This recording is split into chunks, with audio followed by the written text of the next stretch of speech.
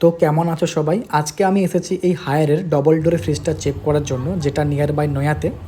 তো কাস্টমার বলছে যে ফ্রিজটা কুলিং কম করতে করতে কিন্তু একদম কুলিং করা বন্ধ করে দিয়েছে। তখনই বুঝতে পেরেছি লিকেজ আছে। তো তোমরা দেখতে পাচ্ছ একদম মাইনর লিকেজ। তার জন্য আমরা এখন ব্রেজিং করছি ওইখানেতে। আমরা কিন্তু ফিল্টার এয়ার রিপ্লেস করে দিয়েছি আগে।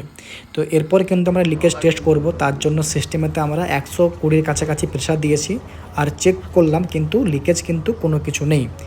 এখন আমাদের ভ্যাকুম চলছে, এরপর কিন্তু আমরা গ্যাস চার্জ করব। ভ্যাকুম প্রায় শেষ, -30 হয়ে গেছে। স্ট্যান্ডিং প্রেশার দিয়ে দিয়েছি, সিস্টেম অন করেছি। তো এখন 20 মিনিট কাছাকাছি হয়ে গেছে। তো 0 কাছাকাছি প্রেশার সেট করেছি। আর আমাদের দেখো টেম্পারেচার ভিতরে -1.1 ডিগ্রি পৌঁছে গেছে। তো আমি খুলে চেক করলাম আমাদের ভিতরের যে কী অবস্থা। এখন ভিতরে কম্পার্টমেন্ট ঠিকঠাক ঠান্ডা করছে। এটা হচ্ছে ডবল কনভার্টেবল ফ্রিজ আছে, যেমন চাও তুমি ইউজ করতে পারো। তো আমাদের ফ্রিজ তখন রেডি হয়ে গেছে। দেখা হচ্ছে পরের ভিডিওতে।